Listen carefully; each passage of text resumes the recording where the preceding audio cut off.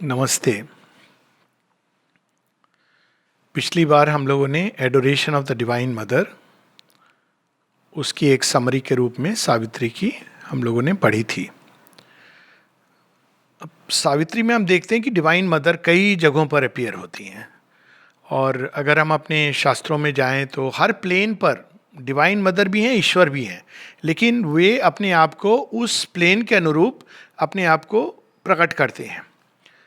तो divine mother का प्रारंभ तो होता है इंडिविजुअल डिवाइन मदर सावित्री के रूप में, इनकारनेट डिवाइन मदर, और ये इनकारनेशन डिवाइन मदर के कई रहे हैं, ये हम सब परिचित हैं। हालांकि जनरली हम लोग ईश्वर या पुरुष के इनकारनेशन की बात करते हैं। बहुत कम लोग भारतवर्ष में भी डिवाइन मदर के इनकारनेशंस की बात करते हैं, क्योंकि वे हमेशा पीछे रहती हैं, आगे नहीं आती हैं। इस बार भी माँ कहती हैं कि let them worship thee to thy heart's content. पर श्री अरविंद ने सब जितने अवतार थे सब के बिहाफ पर इस बार एक बहुत सुंदर बात ये की कि डिवाइन मदर को सामने कर दिया। और उसका कारण ये था कि इस बार एक नई सृष्टि की रचना करनी है, और वो केवल डिवाइन मदर ही कर सकती हैं। रचना कोई भी होती है तो उसमें शक्ति का, प्रकृति का रोल होता है। फिर साथ ही वो हमें ये भी बताते हैं श्री अरविंद कि इस निम्न प्रकृति के घेरे में, जिसको हम प्रकृति कहते हैं, वो डिवाइन मदर का ही एक वो अपने आप को ही डिमिनिश करके यहाँ पर प्रकट होती हैं, क्योंकि ईश्वर ने भी अपने आप को, पुरुष तत्व ने डिमिनिश करके एक चैत्य बीज के रूप में है। तो अगर एक छोटा सा बीज है और वो सीधा साक्षात पूर्ण शक्ति उसके ऊपर लग जाए तो वो बर्न हो जाएगा। जैसे बीज होता है, उसको पहले रूट्स लेने होते हैं, बाहर निकलना होता है। जब वो तैयार होता है तभी वो सीधा सूर्य को के ताप को झेल सकता है, सह सकता है, वरना उसको एक लंबे समय तक अंधकार में रहना पड़ता है, क्योंकि नहीं तो वो नष्ट हो जाएगा। तो डिवाइन मदर भी जैसे बीज होता है उसी के अनुरूप अपने आप को पहले एक लोअर नेचर, और लोअर नेचर में भी वो धीरे धीरे धीरे तमोगुणी, रजोगुणी, सत्वगुणी प्रकृति के द्वारा धीरे धीरे जैसे जैसे वो बीज रूट्स लेता है, ऊपर की तरफ आता है, वैसे वैसे वो चेंज होती जाती है। फिर प्रकृति के परे अगर हम जाएं, प्रकृति पुरुष जो यहाँ पर हम खेल देखते हैं, तो ट्रेडिशनल लिटरेचर में कहा गया कि पुरुष का क्या अल्टीमेट गोल है, वो है ब्रह्म के साथ लय हो जाना। तो ब्रह्म के स्तर पे हम देखते हैं कि डिवाइन मदर माया के रूप में प्रकट होती है, महामाया। तो वो क्या करती है, उस एक को अनेकों अनेकों रूप दे देती है। हालांकि ये मिस्ट्री को हार्डली कोई एक्सप्लेन कर पाया उतनी समुचित ढंग से जैसे श्री अरविंद ने किया, क्योंकि अगर हम ब्रह्म और माया इन दोनों को अलग करके देखा गया कि नहीं, माया ने सबको अलग अलग कर दिया है और अब हमारा गोल है ब्रह्म में फिर से लय हो जाना, जहाँ एकत्व है, तो नेचुरल है कि ये प्रश्न उठता है कि फिर अलग अलग क्यों किया। तो अगर उस दृष्टि से जब हम देखते तो हम कहते हैं कि माया ठगना है, छलना है, उसने छल किया हमारे साथ, हमको अलग अलग प्रतीति कर दी। फिर उसमें ये समस्या होती कि वो माया कहाँ से आ गई और उन्होंने कैसे ये कार्य कर दिया बिना ब्रह्म की सहमति के। ब्रह्म तो सर्वशक्तिमान सर्वज्ञ हैं, तो ये कैसे होने दिया उन्होंने। तो अब श्री अरविंद इसी सत्य को अब थर्ड लेवल पे ले जाते हैं। तो हम लोगों ने ये इंडिविजुअल मदर प्रकृति की बात Shri Aurobindo can to secret knowledge में बताते हैं, और उसके बाद जब ग्रेटर माइंड में डिवाइन मदर का पहला जो आभास, सो वहाँ पे जो योगी, रेयर योगी पहुँचते हैं, वो कभी कभी डिवाइन मदर और उनके साथ उनका संबंध जुड़ता है, और कभी कभी श्री अरविंद बताते हैं कि वो स्वयं को अपने डिवोटी साधक के अनुरूप ढाल लेती हैं। जितने भी हम कई जो उच्च फॉर्म्स देखते हैं, महादुर्गा, गौरी इत्यादि, वो ग्रेटर माइंड के स्तर पे जाके उनका रियल सेंस में आभास होता है। उसके बाद वर्ल्ड मदर जो पूरी सृष्टि की रचना कर रही हैं, वो कॉस्मिक कॉन्शियसनेस के अंदर हैं। लेकिन इसके परे Shri Aurobindo divine mother as the supreme mother, transcendent mother, ये एक अनोखी चीज़ है जो हम श्री अरविंद में के योग में और सावित्री में वो प्रकट करते हैं। और उसका कारण ये है कि अगर हम ऋग्वेद में जाएं तो वहाँ केवल ये आता है कि एक स्टेट थी, बीइंग था, बीइंग आप कह सकते हो, या ये भी कह सकते हो कि नॉन बीइंग है, क्योंकि अभी बीइंग भी उसमें से प्रकट नहीं हुआ है। और वो बहुत अद्भुत वर्णन है नासदीय सूक्त, अगर आप उसको पढ़ें तो कैजुअली कि गॉड्स के भी पहले एक ऐसी कुछ अवस्था है, गॉड्स के भी पहले, और अचानक उसके ऊपर एक इम्पल्शन सीज करता है। ये एक है उसके अंदर कि कोई चीज़ इम्पेल करती है उसको अपने अंदर से एक अंडे के रूप में वो प्रकट होता है, फिर अंडे के अंदर से सृष्टि होती है। लेकिन वो इम्पल्सन क्या है ओरिजिनल, उसके बारे में Buddhism says it is desire, Shri Aurobindo कहते हैं नहीं, इट इज आनंद। आनंद का ही इम्पल्शन है जो उसको बहुत बहुत रूपों में प्रकट करने लगता है। और वो इम्पल्शन कहाँ से आता है? That is the supreme mother.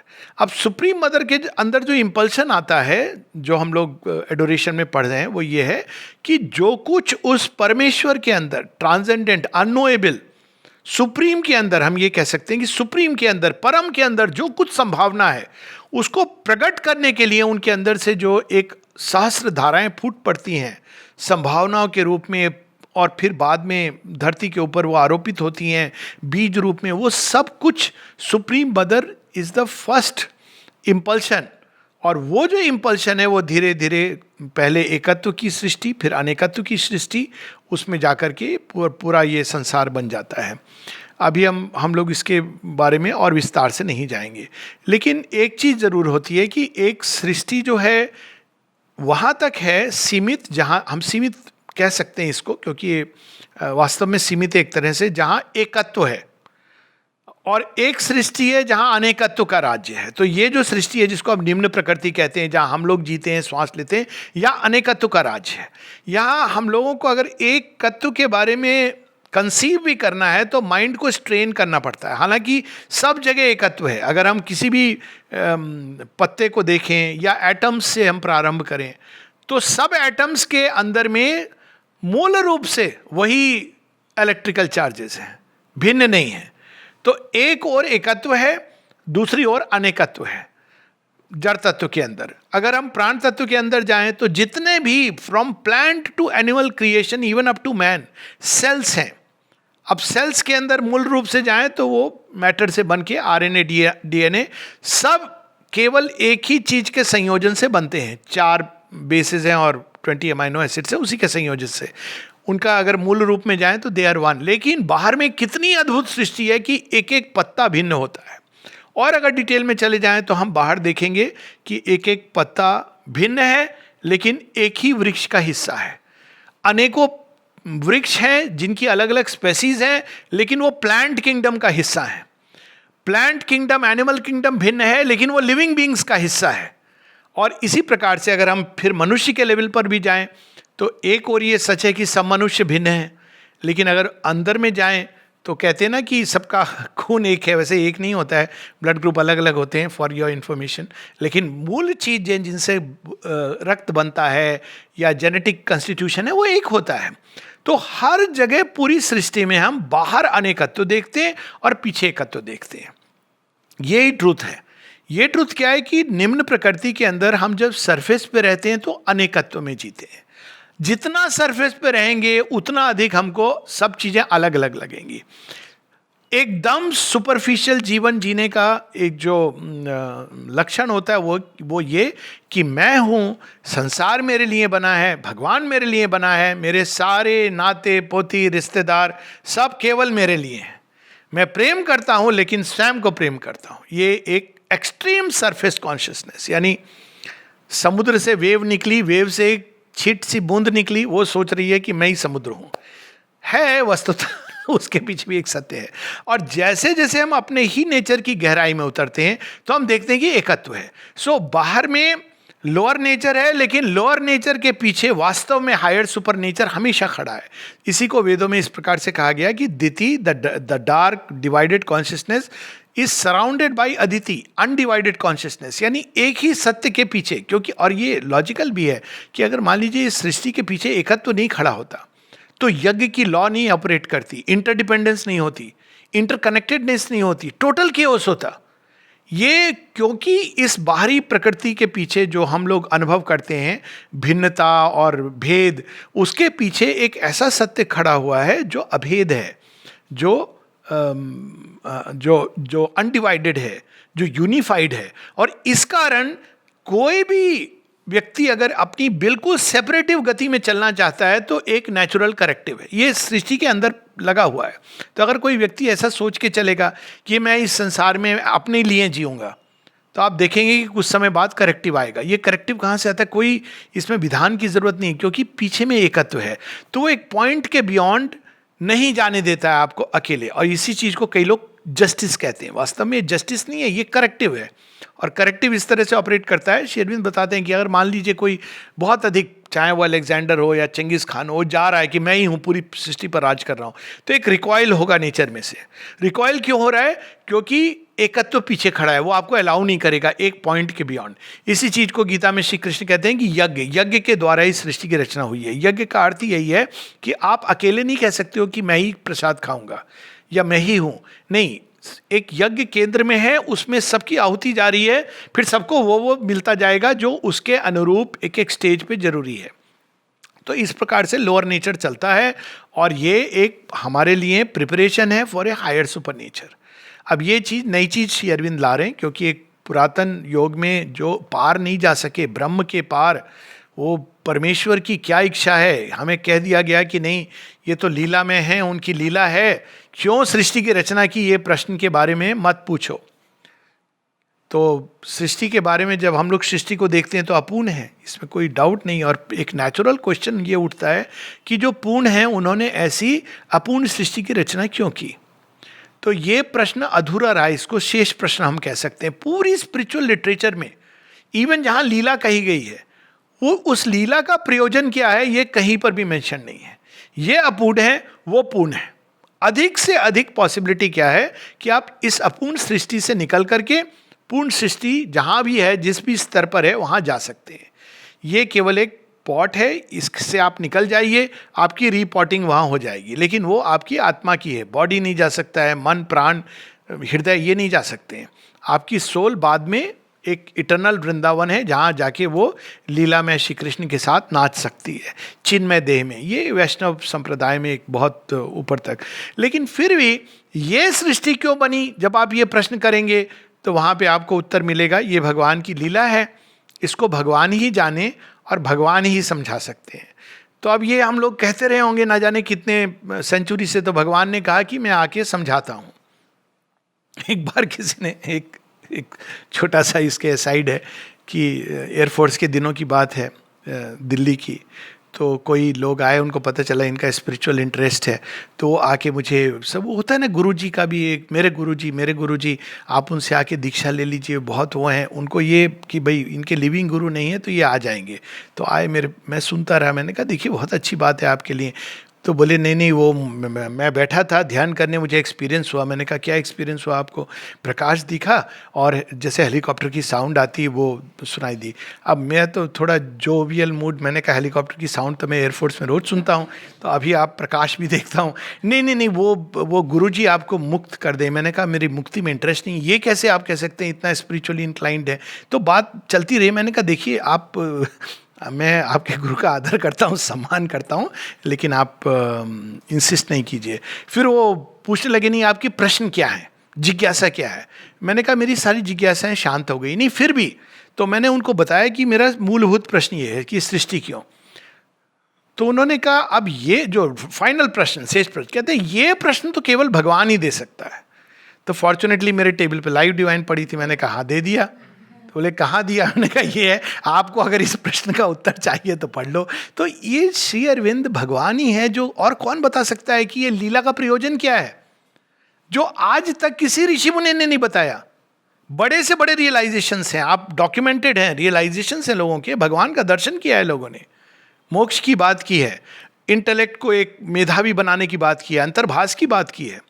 लेकिन सृष्टि का प्रयोजन क्या है, क्यों बनी है? लीलामय की लीला है।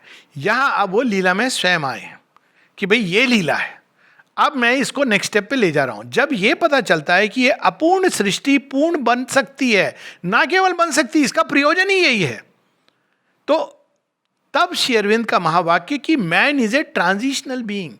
हम सारा जो भगवान के ऊपर आक्षेप इत्यादि लगाते हैं, ये सोच के कि कृति पूर्ण हो चुकी है मनुष्य के साथ।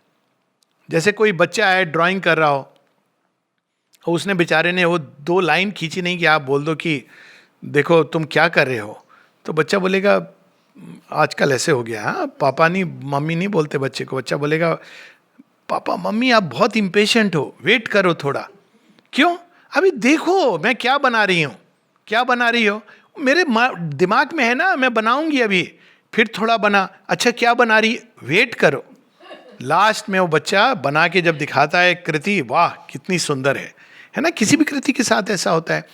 तो भगवान की कृति विकृति या केवल आकृति के लिए नहीं है, वो सुकृति के लिए है। बिल्कुल जैसे भगवान है वैसा ही एक एक यूनिट को बनना है।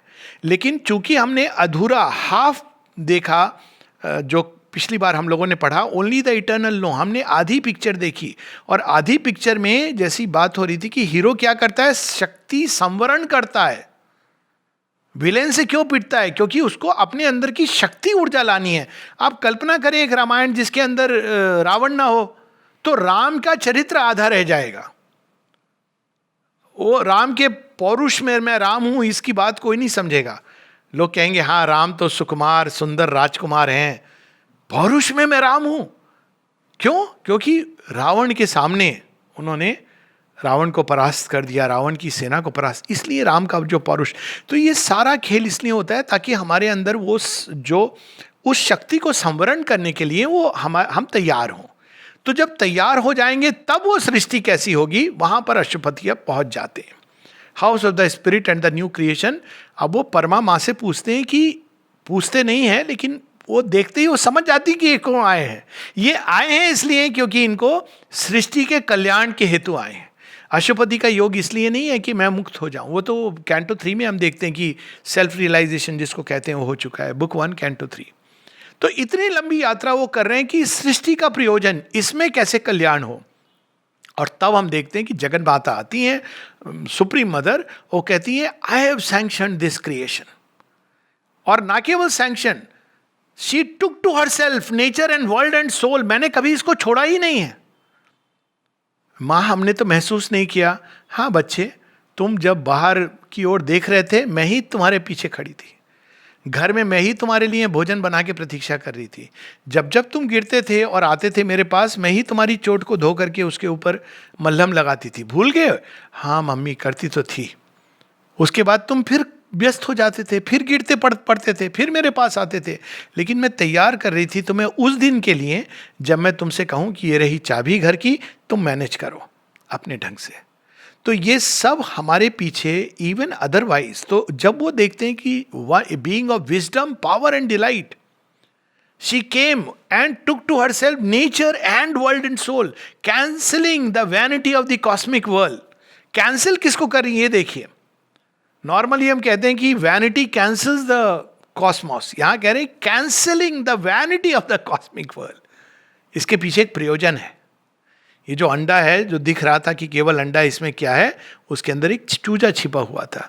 वैसे ही इस और भी जगह ये लाइन आती है, वो नेक्स्ट कैंटो में आती हैं कि our ignorance is a chrysalis of truth. जो मनुष्य है उसके अंदर ऑलरेडी एक सुपरमैन और सुप्रामेंटल बीइंग छिपा हुआ है। दिखता क्यों नहीं? कैटरपिलर के अंदर बटरफ्लाई दिखती है, ये द विंग्ड मार्वेल, शेरविंद बात करते हैं द विंग्ड मार्वेल। तो विंग्ड मार्वेल दिखता है? नहीं दिखता है। कहाँ छिपा है लेकिन कैटरपिलर के अंदर ही है। एक बीज के अंदर आपको वट का वृक्ष दिखता है? नहीं दिखता है, पर है बीज के अंदर। उसी प्रकार से एक बीज रूप चैत्य के अंदर सुप्रामेंटल संभावना छिपी है। It is the psychic being which will manifest as the supramental creation of the future.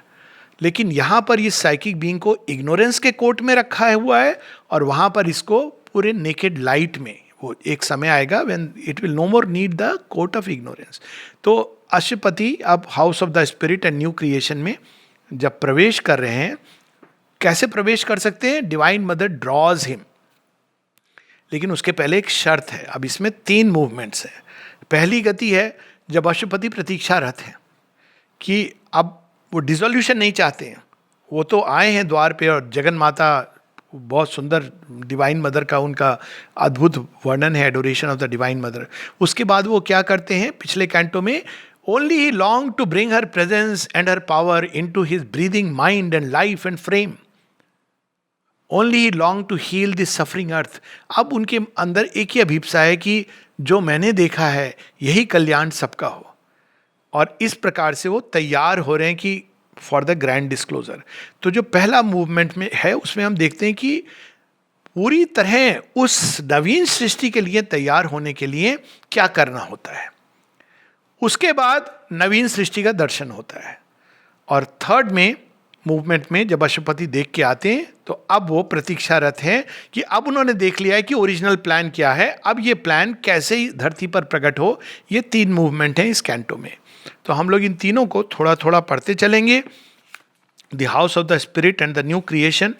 अब हम लोग इसमें साइकिक और स्पिरिचुअल ट्रांसफॉर्मेशन बुक 1 में ही canto 3 to canto 5 it is there. Book 2 में अशुपति एक लंबी यात्रा ले रहे हैं। अब साइकिक स्पिरिचुअल ट्रांसफॉर्मेशन हो चुका है उनका, but now he is undertaking a long journey as a representative of man. क्योंकि सुपर माइंड सुपरामेंटल ट्रांसफॉर्मेशन व्यक्तिगत नहीं हो सकता है, it is a new creation. तो वो सृष्टि के ऊपर ये नहीं कि एक व्यक्ति के अंदर हो जाए। तो अब ये थर्ड कैंटो ऑफ बुक 3, इसमें हम देखते हैं सुपरामेंटल ट्रांसफॉर्मेशन। और उसमें अशुपति, क्योंकि वो बताते हैं in these new world projected he became, तो वो अब उसके लिए क्या आवश्यकता है, किस परफेक्शन की आवश्यकता है, ये हम लोग एक क्षण को पढ़ेंगे। पेज 318।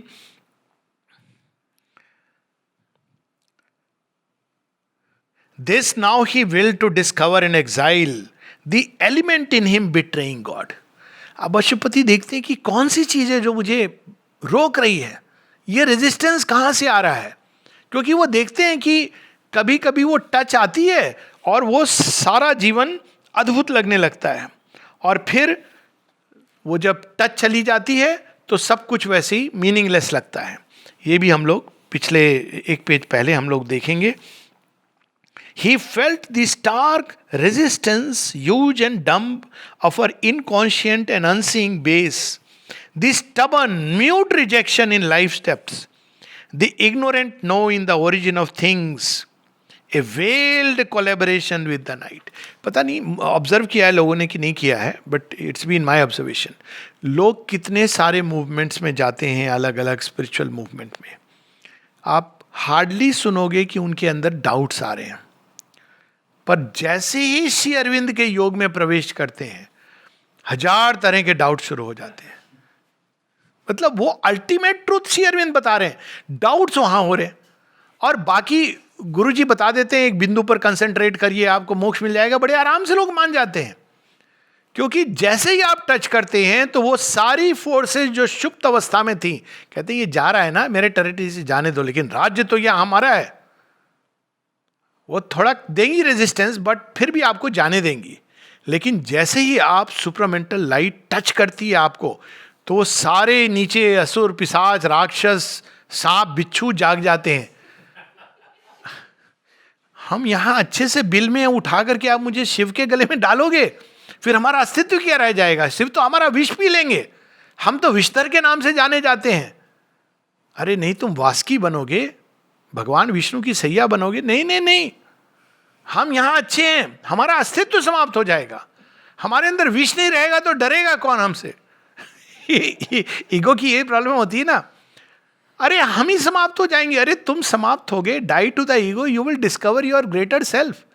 अरे विषधर चला जाएगा, वासुकी प्रकट होगा, और किनके नाम से जाना जाएगा? अभी तो अपने विष के नाम से जाना जाता है, तब शंकर भगवान के गले में माना जाएगा। लेकिन यही शंकर भगवान के नाम से तेरा नाम होगा। क्या नाम है? सांप को रखने का कुछ नाम होगा उनका, उससे भी कुछ नाम जुड़ा होगा शिव जी के अनेक नामों में।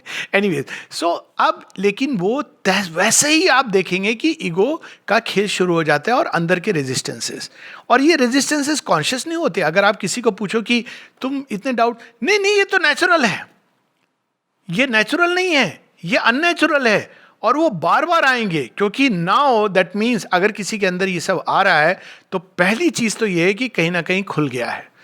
रेजिस्टेंस, एक जगह शेयर भी लिखते हैं, indifference is like it's okay, resistance is a sign you are open somewhere. चूंकि आप खुल गए हो, अब आपके अंदर से वो सारे जो सो रहे थे जाग करके कहते हैं हम आगे बढ़ने नहीं देंगे।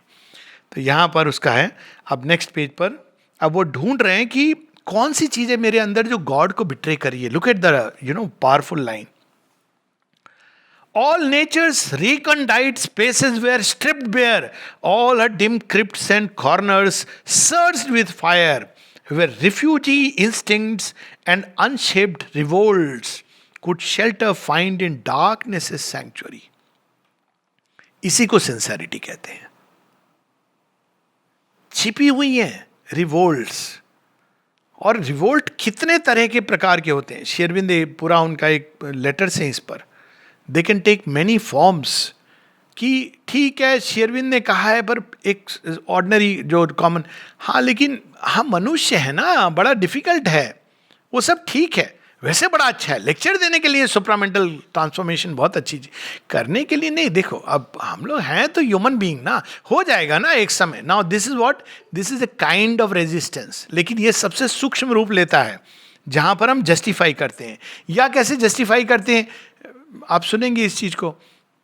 नेचर है, अब मैं क्या करूं, मेरा नेचर है। तो फिर जब स्मरण दिलाओ कि नेचर तो है, लेकिन हमको यही तो चेंज करने के लिए आए हैं। हाँ हाँ वो करेंगी ना माता जी, सब माता जी कर रही हैं ना। नहीं नहीं, शेरविंद ने कहा कि तामसिक सरेंडर से काम नहीं चलेगा। नहीं नहीं, but you know all is mother. हाँ वो सब सही है, सब माता जी की इच्छा से हो रहा है। अच्छा आप उस दिन एक्सीडेंट हुआ था, माता जी की इच्छा, नहीं नहीं वो तो आप देखो, ये तो एक्सीडेंट हो गया वहां पे। इट इज सो ऑब्वियस, लेकिन लोग नहीं देख पाते। तो रिफ्यूजी इंस्टिंक्ट्स, क्या वर्ड है, all seem to have perished that was undivine, yet some minutest dissident might escape.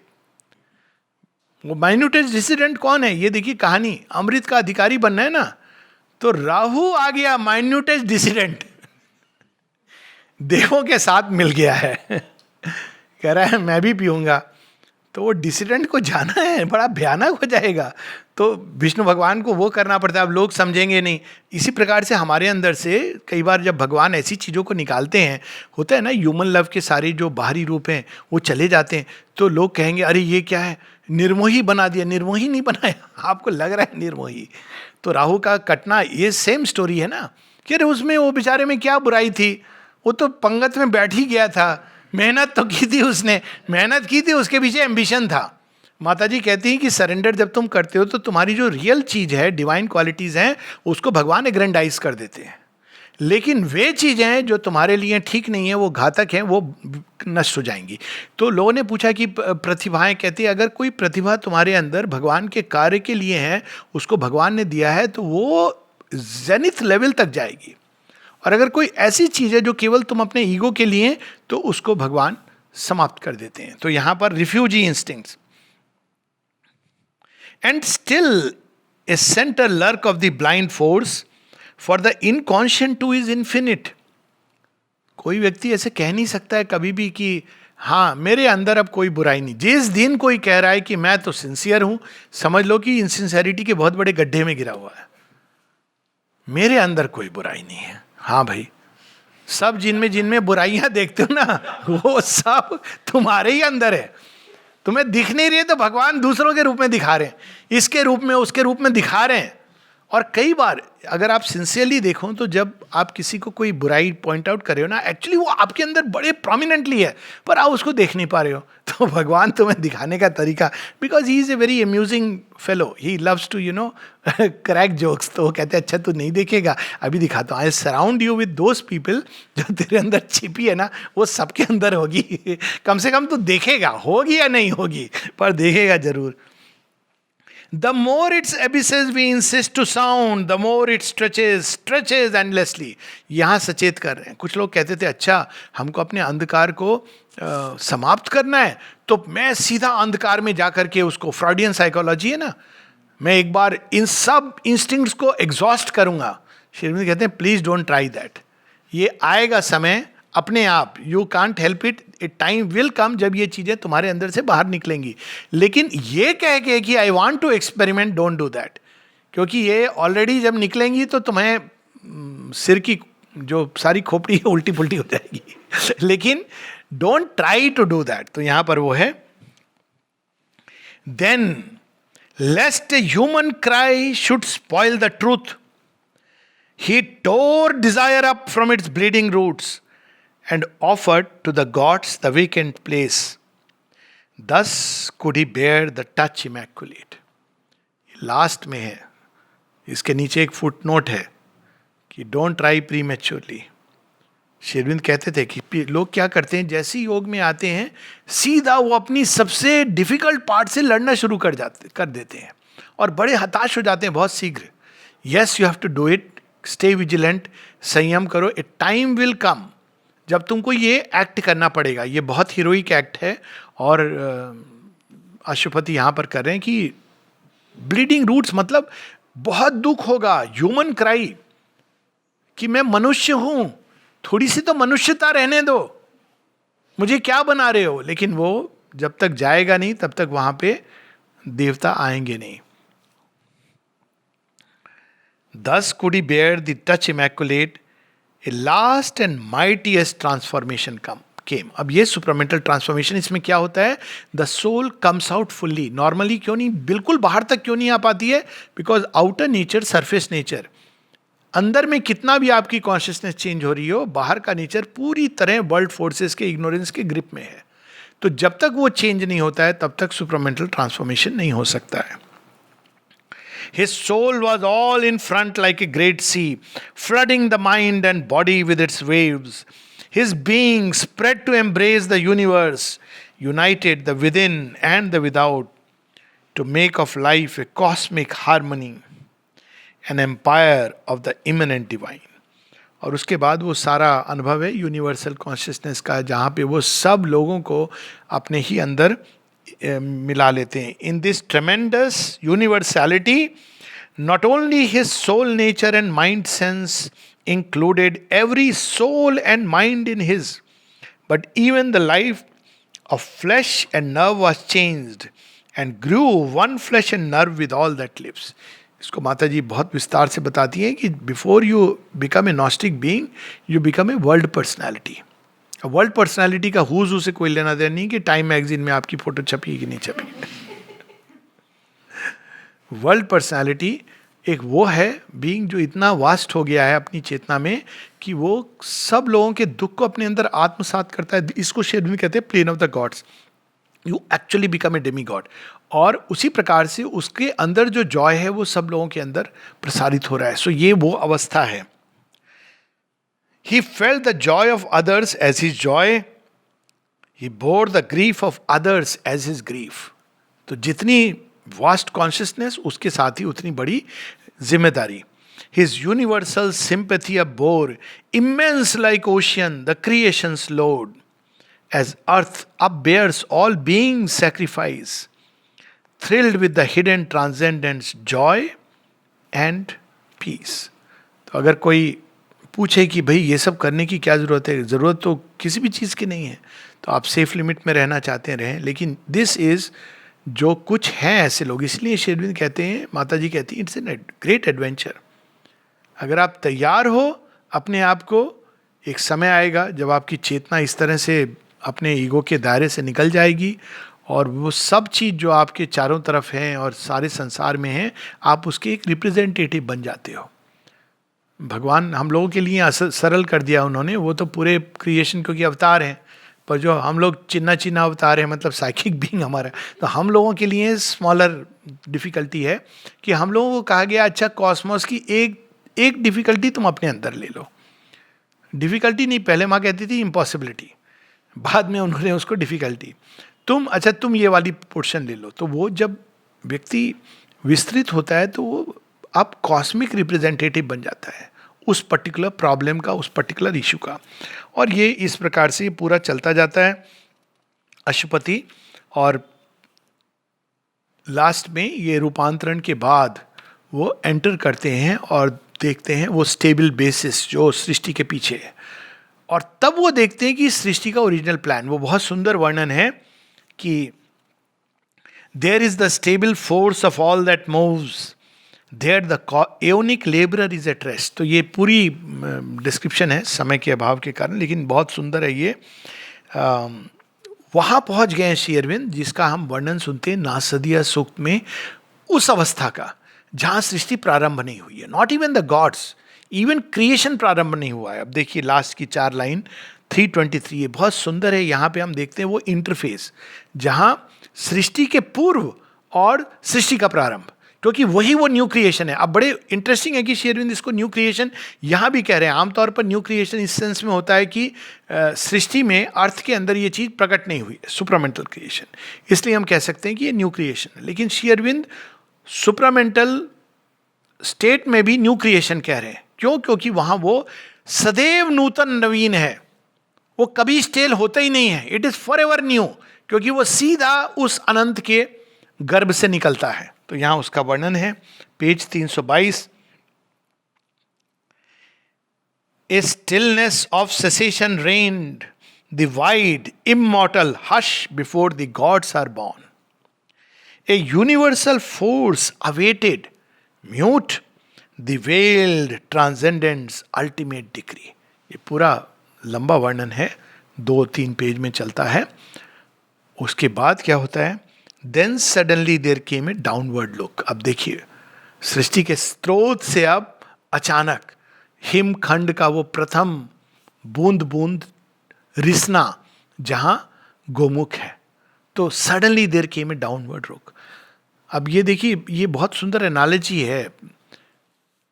Ganga जब सिमट जाती हैं और हिमखंड में है तो वो शिवालय हैं, और जब शिवालय पिघल करके संसार में आता है तो मोक्षदायिनी गंगा है. दे आर बोथ, जीवनदायिनी मोक्षदायिनी वही चीज है. दोनों एक हैं, लेकिन दोनों के दो स्वरूप हैं. एक स्वरूप है जहां वो शिवालय है, जहां शिव अपने ट्रांस तंद्रा में लीन है, और दूसरा रूप है जब वो बह करके आ रही हैं तो सब कुछ हरा भरा कर रही हैं और मोक्ष दे रही हैं. It is the same, the stable poise and the force, the transcendent hush and the force. Then suddenly there came a downward look. अब देखिए, ये एक इम्पल्शन, ये हम लोग जो बातें करते हैं बहुत अच्छी हैं, वो हिरण्यगर्भ निकलते हैं और वो एक golden egg floating in the Cosmos, उसके अंदर से फिर ही ब्रेक फोर्थ, इस तरह से आता है वर्णन. पर just read this, it surpasses everything. जो भी क्रिएशन की पढ़े होंगे आपने श्लोक और स्टोरीज, इसकी ब्यूटी, पोइट्री की और इमेज की और विविडनेस की, it surpasses everything. Magnificent line. एक सृष्टि का प्रारंभ है ये, और वो प्रारंभ कितना सुंदर है. वहीं ओरिजिनल ब्लूप्रिंट भी है. यही सृष्टि बननी है जो ओरिजिनल ब्लूप्रिंट है. तो ओरिजिनल ब्लूप्रिंट क्या है? Then suddenly there came a downward look as if a sea exploring its own depths. A living oneness widened at its core and joined him to unnumbered multitudes. Aswapati क्या अनुभव कर रहे हैं? He has become all, everything, unnumbered multitudes. और उसका nature क्या है? जो प्रारंभ में कौन सी 4 महाशक्तियां जाती हैं सृष्टि के अंदर? ए bliss, A light, A power, a flame white love, caught all into a soul immense embrace. Existence found its truth on oneness breast, and each became the self and space of all. ये प्रारंभ है सृष्टि का, और ये सृष्टि भी वही बननी है. अब बीच में क्या घटना घटी है वो कई जगहों पर हम लोगों ने उसके बारे में पढ़ा है, लेकिन अल्टीमेट उत्तर कि वो ये क्यों बना, कैसे बना, हमें वहाँ पहुँच कर ही मिलता है. क्योंकि लेस देन दैट जितने भी आंसर हैं, जो लॉजिकल आंसर हैं, कहीं ना कहीं वो हम प्रश्न कर सकते हैं कि ये तो बहुत अच्छा था, इसके आगे फिर जाने की क्या जरूरत थी, एक्सट्रीम डेंजर की क्या जरूरत थी. ऑफ कोर्स एक्सट्रीम डेंजर से आपको एक्सट्रीम फुलफिलमेंट भी होगा, ये भी सच है. क्योंकि ये जो कंक्रीट फ्लैश एंड नर्व का जो एक्सपीरियंस है, जिसमें अल्टीमेटली इस मैटर के अंदर जब वो चीज़ जलेगी तो वो अद्भुत होगा experience. But was it worth it? Centuries and millenniums of pain? Ultimate answer यहीं पर मिलेगा, क्योंकि यहाँ पर जिस विजडम से ये निकला है, उस विजडम को सारे स्टेप्स पता हैं, फुल्ली कॉन्फिडेंट है कि क्या होने वाला है और कैसे घटित होने वाला है, और इस कारण ये किया गया. और उसमें एक परफेक्शन है प्ले के अंदर. बट यहां पर हम लोग वो वर्णन पढ़े. द ग्रेट वर्ल्ड रिदम्स, अब वहां भी मैनी का प्रारंभ हो रहा है. The great world rhythms were heartbeats of one soul. To feel was a flame discovery of God. All mind was a single harp of many strings. All life a song of many meeting lives, for worlds were many but the self was one. यही बस अंतर है. जिस दिन हम ये भूल जाते हैं कि there is one self behind all, वहाँ पे तुम और मैं शुरू हो जाता है. तू मैं, फिर तू मैं और जहाँ हम उसको रिवर्स करने लगते हैं, तू, वो जो है ना गुरु नानक जी की स्टोरी, तेरा तेरा तेरा करते करते वो अल्टीमेटली, तब एनीवेज वी डू इट, दाओ, यू, इट्स ए वे। हम ये भी कह सकते हैं अहम ब्रह्मास्मि, दोनों तरह से प्रोसीड कर सकते हैं। पर अहम ब्रह्मास्मि में प्रॉब्लम ये होती है कि वो कभी कभी हम अपने अहंकार को, ईगोइस्टिक पर्सनालिटी को अहम समझ सकते हैं। तो श्री अरविंद बताते हैं कि you have to be careful, much easier to say that you the lord the divine, तो उसमें आप सेफ रहते हो। क्योंकि जब आप डिस्कवर भी करते हो कि you are a portion of the divine mother, तो आप कहते हो बाकी सब भी पोर्शंस हैं। अहम ब्रह्मास्मि की प्रॉब्लम क्या है कि अहम ब्रह्मास्मि तुम जो भी है, मैं तो ब्रह्म हूं। क्यों? मेरा आश्रम की प्रोस्पेरिटी में नाम लिखा है। तुम कौन हो? तुम बाहर के लोग हो, 8 बजे के बाद आना। ये अब भगवान ने ऐसे नियम चेंज कर दिया। देखो कैसे नियम चेंज किया भगवान ने। तो ये एक दूसरी एक ये टेंडेंसी आ जाती है, ये एलिटिज्म की टेंडेंसी आ जाती है। लेकिन जब हम ये करते हैं कि मदर, तो आप देखेंगे 2 प्रकार के लोग, एक जो इसमें रहते हैं कि नो आई एम, तो फिर उनके अंदर क्या प्रॉब्लम होती है कि इवन जब वहाँ जेन्युइन भी एक्सपीरियंस होता है, ईगो पर्सनैलिटी उसको पकड़ करके मिस ट्रांसलेट कर देती है। ये श्री अरविंद का एक पत्र है इसके विषय में। जब कोई लिखता है कि I am experiencing my self in every one, तो श्री अरविंद कहते हैं बी केयरफुल। तो फिर वो बताते हैं कि you must rather experience yourself as a portion of the divine mother. तो ये दोनों रियलाइजेशन एक साथ चलने चाहिए। इसलिए श्री अरविंद कहते हैं first bring out the psychic being.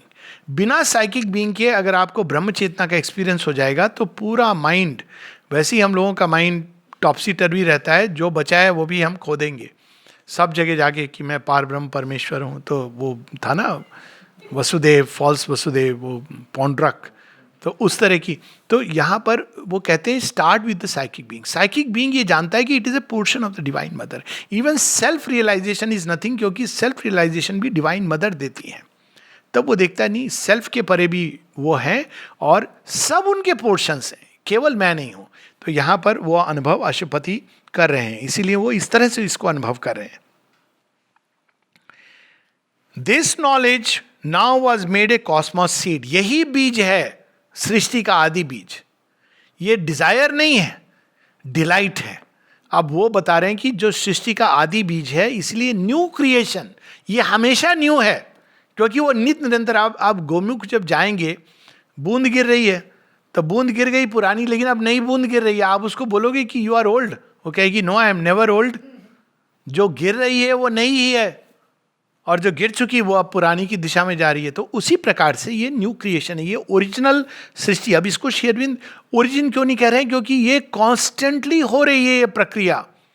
ये जो अल्टीमेट वेदांतिक ट्रुथ है उसमें यही है कि ऐसे नहीं होता है कि क्रिएशन सीज कर गया या हो रहा है।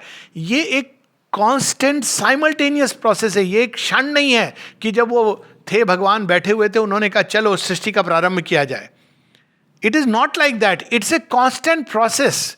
दोनों चीजें साथ हैं। जब आप इधर से देखते हो तब आप कहते हो कि वहां पर सृष्टि का आदि वो शिवा हैं, जब आप वहां से देखते हो तो आप इसको देखते हो। लेकिन अशुपति दोनों को simultaneous experience, because they are constant process, इसलिए ये न्यू क्रिएशन है। अब देखिए, this knowledge now was made a cosmos seed. अब इसमें से पूरी सृष्टि निकलने वाली है। This seed was cased in the safety of the light. यही अंतर है। It needed not a sheath of ignorance. यहां पर it is a sheath of ignorance. वही सृष्टि है यहां भी, but sheath of ignorance. Sheath of ignorance क्यों डाली गई? भगवान ने कहा let's do an extreme bungee jumping. अब क्यों ये किया? क्योंकि ये जो न्यू सृष्टि ये जो निकल रही थी, इट्स लाइक सूर्य के अंदर से अगर आप देखें तो बहुत सारी जो रश्मियाँ विकीर्ण होती हैं, तो केवल सम 8% सूर्य की जो फोटोन्स होते हैं वो बाहर जाते हैं, वो जा ही नहीं पाते। आप इसलिए सूर्य को आप देखेंगे, बच्चे बनाते हैं ना, ये सब बनाते हैं चारों तरफ, या एक उसका एक आभा मंडल है सोलर, उसके बियॉन्ड वो एस्केप नहीं कर पाते हैं। क्यों? क्योंकि सूर्य की इतनी प्रचंड ग्रेविटी है। तो अगर आपको सृष्टि बनानी है मल्टीप्लिसिटी के आधार पर, तो आप एकदम करीब रख के नहीं बना सकते, आपको उसको थोड़ा दूर करना होगा। अब इसकी एक उपमा ये भी ले सकते हैं कि अगर धरती सूर्य से थोड़ी दूर नहीं होती तो सीजन्स नहीं आते, ऋतुएं नहीं आती, इतना मल्टीप्लिसिटी का जॉय नहीं होता. अगर जितना करीब जाता जाता प्लैनेट उतना वो समाप्त हो जाता, उसके अंदर कोई जीवन नहीं आता. और बहुत दूर चला जाएगा तब भी नहीं आएगा. तो हम ये कह सकते हैं कि भगवान ने प्रारंभ कहाँ से किया? Neptune Pluto, inconscient. करते करते करते, ये लिटरल नहीं है truth, it's a way of saying. वो करते करते देखिए 12 प्लैनेट्स श्री अरविंद ने कहा है, एवरीथिंग 12. अब हम लोगों ने 9 या 10 या 11 डिस्कवर किए हैं, लेकिन पीपल विल डिस्कवर एक बहुत फारदेस्ट एंड. इट बिकॉज अर्थ सारा पैटर्न वही है. करते करते करते अब आप अर्थ के ऊपर आए हैं. अब यहाँ पर वो करेक्ट उसमें आ गया है पॉइंट पर जहाँ एक नवीन सृष्टि प्रारंभ हो सकती है. होने के बाद क्या होगा, आगे कहाँ जाएंगे, ये रेलेवेंट बात नहीं है. पर मुख्य चीज़ ये है कि ये जो एक करेक्ट दूरी चाहिए, वो दूरी के लिए भगवान दूर करते करते एक पॉइंट आया जिसको हम कह सकते हैं कि ओवर माइंड. वहाँ पे एक हल्का सा सेपरेशन प्रारंभ हुआ. तो वहाँ पे एक इग्नोरेंस नहीं है, लेकिन इग्नोरेंस की संभावना आ गई. लेकिन उसके बाद क्या हुआ, उसको हम कह सकते हैं एक्सीडेंट या हम कह सकते हैं supreme wisdom. Depends on how we look at it. तो सुप्रीम विजडम ही हम मान के चलें जहाँ से प्रारंभ हुआ कि ओवर माइंड तक सब ठीक था, लेकिन अचानक वहाँ से जैसे ही उसी सृष्टि ने आगे देखा, तो बुक 6 में इसका वर्णन है, then attracted by an otherness of self, inconscient. अरे ये क्या है? तो सारी जो सोल्स थी, वो बच्चे होते हैं ना रिबेल, उनको कहो कि बेटा वहाँ मत जाना, मम्मी वहाँ क्या है, खतरा है. खतरा है? अच्छा, मित्रों के साथ हम वहाँ जाएंगे. क्यों खतरा बताया? इसीलिए तो जाएंगे. वो स्टोरी थी ना, वो कौन सी एक जंगल, लायन किंग, वो बच्चा प्रिंस, उसको बताया जाता है मत जाना, वहीं जाता है और हर बार जाता है खतरों में. Ultimately he grows up. It's a wonderful story. उसका फादर चला जाता है, he dies in that process, but he grows up. तो उसके पीछे it's a beautiful story of creation कि अल्टीमेटली इसके बाद में जो तुम बनते हो वो परफेक्शन. ओवर माइंड के गॉड्स वो नहीं बन सकते जो इस प्लंज लेने के बाद आपकी संभावना होगी. लेकिन प्रोसेस जो है थोड़ी सी जटिल हो गई. शायद सोल्स ने हेजिटेट किया होगा, चलें कि नहीं चलें, पीछे देखा होगा, पूछा होगा, या इंपल्शन आया होगा, चलो लेट्स गो. श्योर हैं कि वो साथ में आ रहे हैं. भगवान का आश्वासन है, mutual debt binds man to the supreme, कि आप चलोगे हमारे साथ में. हाँ चलो, जहाँ चलोगे मैं चलूँगा. तो कूद गए मुस्कुराते मुस्कुराते, वो भी आ गए. अब वो आए तो उन्होंने भी स्वयं को आत्मविस्मृति की अवस्था से, उनसे ज़्यादा तो डिवाइन मदर, बच्चों के साथ sacrifice of the divine mother, वो बन गई ऐसी प्रकृति जो बिल्कुल अपोजिट, अचित अचेतन. और धीरे धीरे वो जागती हैं, ये बच्चे भी जागते हैं. और अब हम लोग साथ साथ रिटर्न जर्नी पर हैं. लेकिन ये रिटर्न जर्नी में वो एक is fulfilling itself. It's not कि सोल चली जाएगी डिसएम्बॉडीड होकर. ये सब कुछ एक एम्बॉडीड क्रिएशन होगा. माइंड, बॉडी, लाइफ, ये सब कुछ रूपांतरित होंगे और उसी सूर्य के ताप और तेज से माइंड चालित होगा. उसी सूर्य के अंदर जो प्रेम की संभावना है, आनंद की संभावना है, जो हम लोगों ने पढ़ा है, bliss, a flame white love, वो प्रकट होगा हृदय के अंदर. वही शक्ति, वो हमारे a flame, A bliss, A power, वही शक्ति हमारे प्राण के अंदर जीवन संचार करेगी, ना कि डिज़ायर. अभी हम पुराने फ्यूल पर चलते हैं, डिज़ायर. तब वो शक्ति, वो डिवाइन की पावर चलाएगी और वो बॉडी भी हमारा एक ट्रांसपेरेंट मैंटल की तरह होगा. तो ये प्रोसेस है पूरी. अब हम लोग कुछ लाइन और पढ़ के इसको हम लोग शायद सेकेंड पार्ट में करेंगे, क्योंकि it can't be done fully. Then from the trance of the tremendous clasp. अब ये वो प्रथम, हम मुहूर्त नहीं कह सकते, ये टाइम नहीं है उसमें, लेकिन वो एक जो प्रथम नूतन सृष्टि का जो प्रारंभ है, it's a way of saying, उसमें वो पूरी तरह से क्लैस्प के अंदर है. प्रारंभ में डिवाइन मदर ने अपने ही अंदर वो सब समेटा हुआ है. और फिर क्या होता है? And from the throbbings of that single heart and from the naked spirit's victory a new and marvellous creation rose. अब वो नेकेड स्पिरिट की विक्ट्री, वहाँ पूरी तरह एक एक जो भिन्न भिन्न उसकी यूनिट्स हैं, सृष्टि है तो अनेकत्व है, लेकिन वो अनेकत्व अलग प्रकार का है। तो वो सब कुछ वननेस को पूरी तरह अवगत हैं और उस क्लास में है डिवाइन। अब अल्टीमेटली क्या डिफरेंस है न्यू क्रिएशन ओल्ड क्रिएशन में? जब हम ये जान के चलते हैं कि हम सब माँ के बच्चे हैं, माँ के अंदर हैं, तो न्यू क्रिएशन है। जब मैं इस प्रांत से हूँ, तुम उस प्रांत से हो, तुम इस राज्य से हो, तुम उस राज्य से हो, तुम ज़्यादा सीनियर साधक हो, तुम तो अभी अभी आए हुए बच्चे हो, तुम ज़्यादा पढ़े लिखे हो, नहीं सॉरी हम ज़्यादा पढ़े लिखे हैं तुम तो अज्ञानी मूर्ख हो। तो यही ओल्ड क्रिएशन है। This is the difference between old creation new creation. और सेम जगह है। कई बार लोग कहते हैं कि आश्रम के बारे में कहते हैं, मिनिएचर रूप है। डिफरेंस क्या है आश्रम और वर्ल्ड में? संसार में भी भगवान भी है और डार्कनेस भी है, यहां पर भी भगवान भी है और डार्कनेस भी है। अंतर क्या है फिर? वहां पर भगवान एकदम छिपे हुए हैं, वो चारों तरफ डार्कनेस के अंदर, और तुम्हें है वहां भी अंदर से पूछनी का है, पर आपको एकदम गहराई में उतर करके जाना होता है। यहां पर डार्कनेस को कंप्रेशन फील होता है भगवान के कारण, क्योंकि उन्होंने चारों तरफ से घेर कर, मां बताती हैं this is an intense pressure to change. तो डार्कनेस बिलबिलाता रहता है कि भाई वहां बड़ा संतुष्ट रहता है कि देखो कितनी अच्छी जगह है, क्यों हमारे लिए जो जो चाहिए सुख सुविधा यहाँ वो सब छीन ली गई है, यहाँ आपको माँ के आश्रय पर रहना है माता जी तो अब यहाँ लेकिन एडवांटेज क्या है यहाँ पे? क्योंकि इंटेंस प्रेशर है, तो एक और डार्कनेस के अंदर चेंज होने का एक ऑटोमेटिक प्रेशर है यहाँ पर पूरे इस एरिया में। माता जी बता दिया 10 किलोमीटर्स, और अब शायद इसी प्रेशर को सहन करना इतना मुश्किल, तो माता जी ने ऑरोविल थोड़े दूर पर रहो शांति से, नहीं तो it's very difficult to bear this tremendous pressure. That is the difference. तो यहाँ पर वो रूपांतरण होने के लिए अल्टीमेटली उसको स्वीकृति देनी ही होती है। दोनों चीजें हैं। तो यही हम इस चीज को देख रहे हैं। अब incalculable outflowing infinitudes laughing out an unmeasured happiness lived with innumerable unity. और 3-4 लाइन हम लोग पढ़ ही लेते हैं, देखते हैं। अब यहाँ पर क्या है, सब अलग अलग हैं, सब ने अपने अपने गुटबाजी ग्रुप बाजी। अब जब माता जी ने कहा नो पॉलिटिक्स, तो वो ये नहीं कह रही थी बीजेपी और कांग्रेस। माता जी ये कह रही थी पॉलिटिक्स क्या होती है। आप 1 से 2 हुए, तब तक 1 से 2 हुए तो 2 पार्टी बन गई, 3 हुए तो पॉलिटिक्स शुरू हो गई। वो मेरी तरफ है कि इसकी तरफ है, पॉलिटिक्स ये होती है ग्रुपिज्म।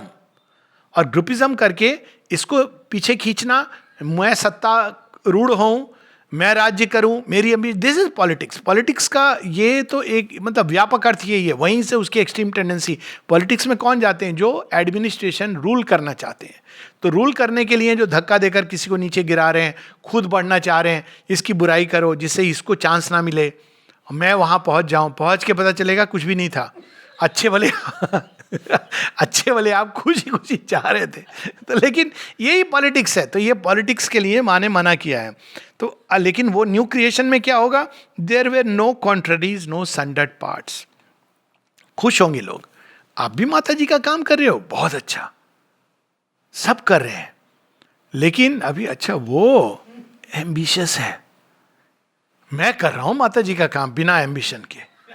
वो क्या, वो अपने आप को करता है। असल साधक तो वो हैं जो चुपचाप बैठे हुए हैं।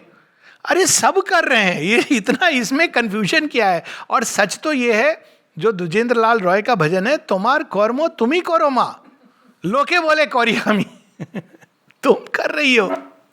डाइनिंग रूम में भी तुम अपने हाथों से धो रही हो, और गेस्ट हाउस में भी तुम ही रजिस्टर में बैठ करके लिख रही हो, और लेक्चर देने वाले के मुख से भी तुम ही बोल रही हो।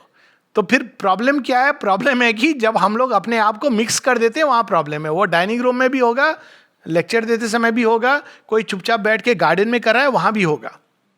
ये एक आंतरिक अवस्था है। ईगो का इससे कोई लेना देना नहीं है कि आप क्या काम कर रहे हो। ईगो इस पर आ जाती है कि देखो मैं तो कुछ नहीं करता हूं, मैं तो दिन भर बैठ के मेडिटेशन करता हूं। रावण को यही तो हुआ था, मैंने इतने हजारों साल मेडिटेशन। ईगो का ऐसा छलना है कि वो किस रूट में आ जाएगी, इसकी ईगो हो जाती है 50 साल से हम बाहर नहीं गए। क्या हुआ आप बाहर नहीं गए? तो आप वही मंकी रहे तो क्या पॉइंट है? तो असल चीज ये सब नहीं है कि आप बाहर से, लेकिन आपके अंदर में ये विकास होना चाहिए जहां हम इस अवस्था में पहुंचे जहां हम ये कहें all by spiritual links were join to all. आपको उड़िया आती है? अरे वाह, अच्छा कहां से आए हो? ये क्या हुआ? आप बिहार से हो? हम भी बिहार से हैं। आरएसएस के? हम भी आरएसएस के थे। ये सब क्या है? मतलब रीजनलिज्म। बंगला बोला तो आप मेरे प्रिय हो। अब किसी व्यक्ति ने पूछ लिया मेरे से, यही क्वेश्चन कर लिया, बोला कि सबसे पहले रेलिक्स यहाँ आए थे बहुत वो करके फला फला जगह, आपको मालूम नहीं है। अब वो सज्जन कोई प्रांत के थे। मैंने कहा मुझे नहीं मालूम, मैं तो अज्ञानी हूँ, इसमें क्या हुआ? अच्छा वैसे बाय द वे आपके यहाँ भी सबसे पहले नहीं गए थे। अब थोड़ी हिस्ट्री पता थी। मैंने कहा इसमें क्या है, जहाँ भगवान गए वो तो बहुत अच्छी बात है, इसमें मेरे प्रांत में गए, वहाँ गए, यहाँ गए, ये भगवान एक और हम कहते हैं वसुदेव कुटुंब सब भूमि गोपाल की। अरे कहीं भी गए आप तो all by spiritual links were joined to all and bound indissolubly to the one, each was unique. ये नहीं सब एक जैसे हों, ये भूल हम करते हैं, सब एक जैसे हों तभी, मतलब ये नहीं है, सब अलग अलग। भगवान जैसे एक मनुष्य है, उसकी आंखें हैं, कोई देखता है, कोई सुनने का काम करता है, गुप्तचर होते हैं भगवान के, कोई बोलने का काम करता है, कोई हाथों से काम करता है, कोई पाँव से काम करता है, तो हर चीज से काम, कोई हृदय से काम करता है, कुछ नहीं बोल रहा है लेकिन उसके हृदय में इतना प्रेम है। I have seen such people. जब शुरू शुरू में मैं आया था तो आई रिमेंबर एक लेडी थी यहाँ, बहुत anyways I can mention the name, वो अब नहीं है, मिली दी, नाम सुना होगा, झूमर दी की मम्मी, एम्ब्रॉयडरी डिपार्टमेंट में काम करती थी। आई जस्ट रिमेंबर कि एम्ब्रॉयडरी डिपार्टमेंट गया था, वृद्धा, तो उन्होंने बस ऐसे देखा स्माइल करके, फिर न जाने क्या उनके मन में भाव आया कि बस ऐसे हाथों से ना एक हल्का सा, एक बच्चे को जैसे छूते ना, गाल छुआ। It was so much love. कुछ नहीं कहा उन्होंने, पर मुझे वो जो अनुभव हुआ वो इट्स अनइमेजिनेबल कि इनके अंदर इतना प्यार है। किसी के अंदर इतना प्यार हो सकता है कि वो स्पर्श करे तुम्हें और तुम्हारा पूरा, और तुम जानते नहीं हो, मुझे मालूम नहीं कि ये कौन है, नाम मैंने बाद में पूछा कि ये कौन है जिनके अंदर इतना प्रेम है। तो वो जो हृदय से भी काम कर रहे हैं, तो अलग अलग लेवल पे, लेकिन सब तो एक ही शरीर, एक ही, किसको आप छोड़ सकते हो? तो bound indissolubly to the one, each was unique but took all life as its own. ठीक एक मानव शरीर जैसे होता है, जिस दिन कोई ऑर्गन कहता है मैं अपने लिए जीऊंगा, उसको कहते हैं कैंसर। शरीर प्रयास करता है उस ऑर्गन को रिजेक्ट करने के लिए, और यदि आपने नहीं किया तो पूरा शरीर नष्ट हो जाता है। तो यही डिफरेंस है इन दोनों सृष्टियों में कि एक और हर एक व्यक्ति, ये नहीं कि मेरे लिए मेरा क्या फायदा है, वो कितना काम कर रहा है नहीं कर रहा है, हम सब सबके लिए कार्य कर रहे हैं। 2 लाइन और फिर रुकेंगे। And following out these tones of the infinite recognized in himself the universe। तो हर व्यक्ति अपने आप में एक संसार है, और वो सारे संसार उस एक माँ की गोद में है, और उन्हीं से सब कुछ सृष्ट है, उन्हीं में हम सब जुड़े हैं, bound indissolubly to the one. एक जन्म की हमारी यात्रा नहीं है, जन्म जन्मांतर के हम सब मित्र हैं जो आएंगे। वो श्री अरविंद दुर्गा स्तोत्र में कहते हैं ना कि life after life, from age to age, we come down from thee to do thy work and go back to thee. जिस दिन हम इस भाव से जीवन जीने लगते हैं, तब हम नई सृष्टि के प्रारंभ में प्रवेश करते हैं। नमस्ते।